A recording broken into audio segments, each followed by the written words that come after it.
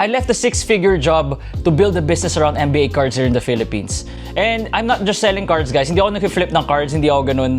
I run box breaks, I have a consignment service, and content around the hobby. So in this video, I'll show you exactly why I made that decision and how this business actually works. So from 2016, that was the year I graduated, I worked corporate for 7 years. 2016 to 2023, I was in the IT field, and my most recent job before quitting is in the FMCG field. So pag FMCG, malaki talaga sweldo nun. That was a six-figure job na may all benefits, lahat ng gusto mo in a corporate job nabigay nila. And wala akong problema doon at all. It's just that hindi lang masaya. My heart was never in it, and I don't see myself staying in that job until I was 60. Sabi ko, I don't see myself for the next 30 plus years being here. The journey actually started during 2020 nung sumasali ako sa breaks because we were all at home, and yung may-ari naman nila Box Breaks during that time offered the position to us if we wanted to own it. Kasi kami yung consistent joiners from MLab 1 to 3, 4. And dahil consistent kami, naisip niya lang on a whim na what if offer ko sa kanila to. And mind you guys, wala pa talaga tong like, it's not the Box Break group that you see today with 6,000 members na everyday may breaks. Dati sa Manila Box Breaks, sobrang tagal bago mag-fill yung mga box breaks namin. That's beside the point, no? In-offer sa amin, after MLab 4 na kayo na mag-take over kasi magiging doctor na yung may-ari. He has to focus na and going to the hospital and everything. So we took it, and now we're here. So imagine I was earning 6 figures monthly, stable job, clear career path, but I realized I didn't want to do that full term. Now we're here, no? So no 2020, diba? It was the pandemic and everything. So nagsabay-sabay lahat sa bahay. It was yung work ko sa afternoon till night, tapos paggabi, yun na yung box break namin. So that occurred for the next 4 years. Tapos nag-temporary quit ako sa NBA cards 24 to 25. But next time na yun, different story time yun. But now, I think late 2025 to currently now, as you're seeing this video, all in na talaga sa cards along with the consignment business, which was really a game changer. And let me break down, guys, yung ginagawa ko ngayon dito sa NBA cards business natin. So, tatlo yan eh. Number one, we have box breaks. Box breaks is basically where you join into a break, tapos yung isang box, paghahatian nyo yan. Kunyari, sa'yo, ikaw, viewer, sa'yo yung Atlanta, sa akin yung Boston, sa isang tao, Chicago. So, nakahati siya. May price per team.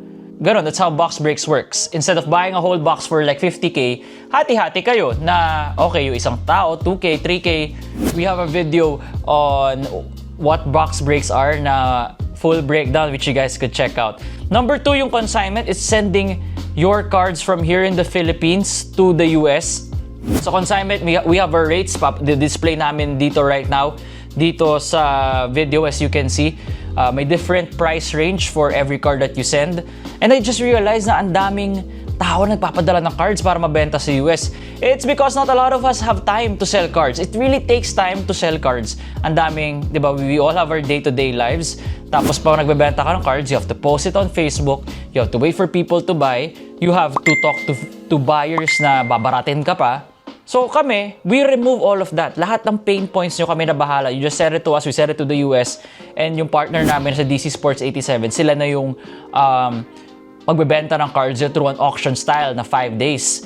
And this was really a game changer pagdating sa business, considering na I didn't expect na 1,000 cards have been sent already as of the making of this video. We were blessed na ang dami nagtiwala sa atin.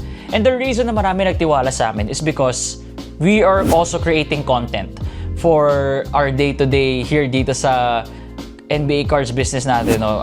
Doon sa content na nakikita ninyo, either on TikTok, on IG, or on Facebook, same yan. I post the same thing. I show both the good and the bad side. Nag-educate rin tayo about cards from time to time. And that really resonated with people. Ang daming na-attract doon sa rawness when it comes to the business of running an NBA cards kind of thing. And nakakatuwa yun. I think that's the reason why ang dami nagtiwala sa amin when it comes to, number one, yung box breaks. Na imagine, that's 6 years in the making. Talagang steady climb. 6,000 members, you can say na konti. But when it comes to selling That's a lot. 6K is huge. I think we're one of the biggest box break groups here in the Philippines, if not the biggest, no? And so you want to ask, how do we make money here? Without diving too much on the nitty-gritty, there's revenue from breaks. So sa breaks, meron kaming percentage from the boxes that we sell. Syempre, ano natin yan, when we sell boxes to joiners, syempre that naka-take into account na dun yung profit per break. We do 1 break per day, which you guys can join. We do it 11:30 a.m. on our Facebook group. After nun, we have our revenue from consignments. Yung sa consignments, again, nakikita nyo yung percentage dito or kanina that I showed na if you send a specific card, yun yung cut namin.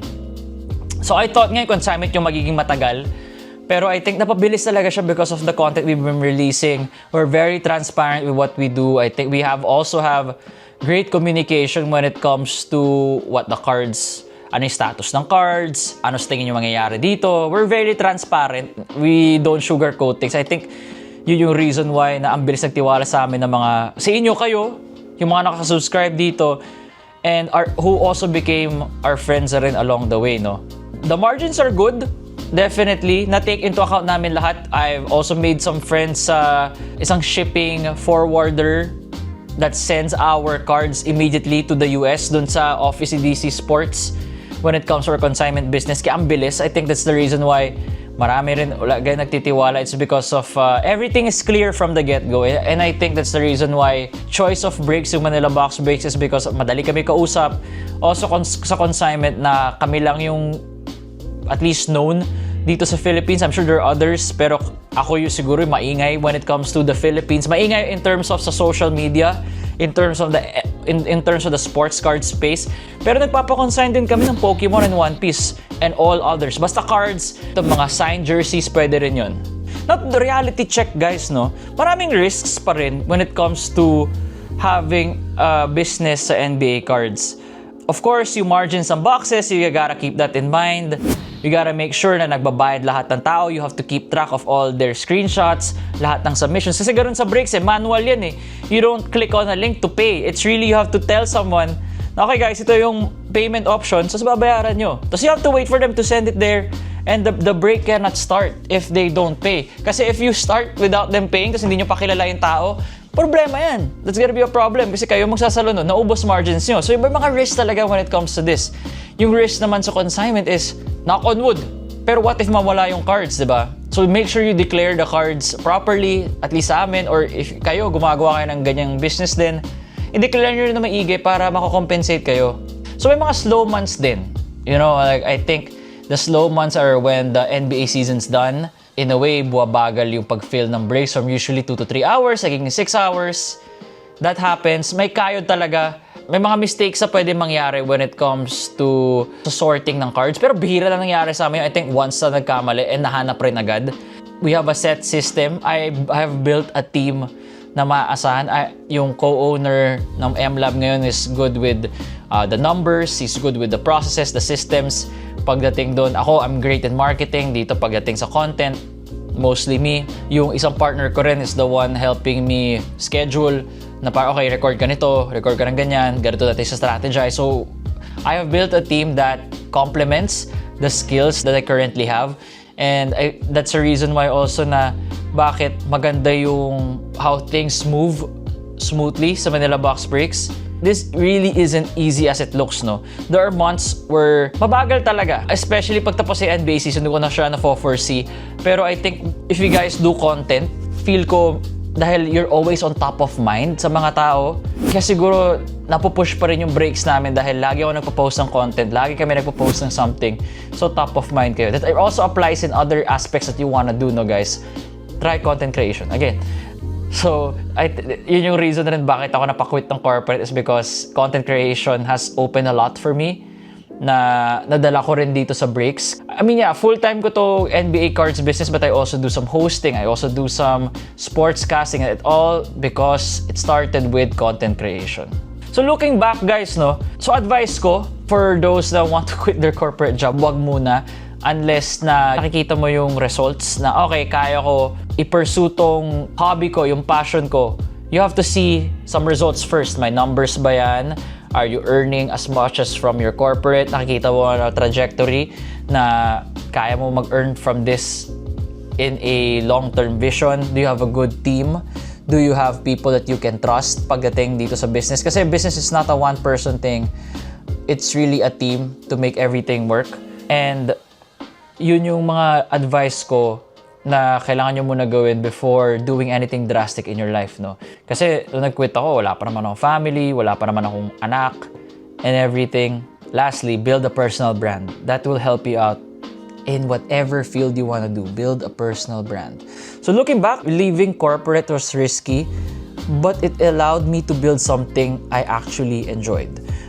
Talagang na-enjoy ko to NBA cards business. Diba, nawala ako for a year, 24 to 25, then I came back. It's because mahal ko talaga eh. Binalikan ko, sabi ko, this is for me. Initially guys, I wanted to do sportscasting full-time, do content full-time. Pero sabi ko, iba yung dating ng cards sa akin. Iba talaga yung love na when I hold the cards, when I open boxes, it really hits different. Hopefully, I see you guys there in the journey. This is more of like a yap session on how I started, how we all started. And if you're thinking of building something na like a NBA collection, you want to learn more about cards, this channel is for you. And if you guys have topics that you want me to make, let me know in the comments. And as always guys, don't forget to like, comment, subscribe. I'll see you all next time. Peace.